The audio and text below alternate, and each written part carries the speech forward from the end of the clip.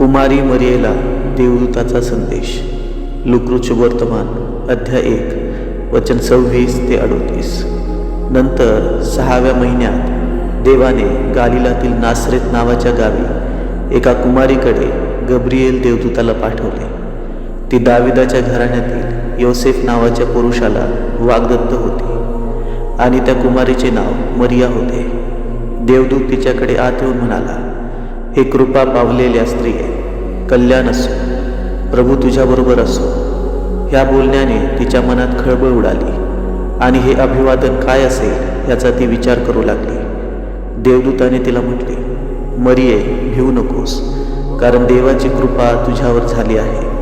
पहा, तू गरोदर राहशील व तुला पुत्र होईल. तू त्याचे नाव येशू ठेव.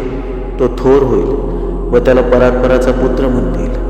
आणि प्रभू देव त्याला त्याचा पूर्वज दावीद याचे राजासन देईल आणि तो याकोबाच्या घराण्यावर युगानुयुग राज्य करील व त्याच्या राज्याचा अंत होणार नाही. मरियेने देवदूताला म्हटले, हे कसे होईल, कारण मला पुरुष ठाऊक नाही. देवदूताने उत्तर दिले, पवित्र आत्मा तुझ्यावर येईल आणि परात्पराचे सामर्थ्य तुझ्यावर छाया करेल. म्हणून ज्याचा जन्म होईल त्याला पवित्र देवाचा पुत्र असे म्हणतील.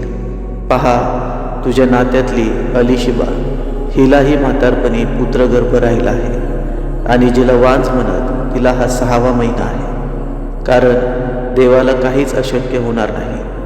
तेव्हा मरिया म्हणाली, पहा, मी प्रभूची दासी, आपण सांगितल्याप्रमाणे मला हो. मग देवदूत तिच्यापासून निघून गेला.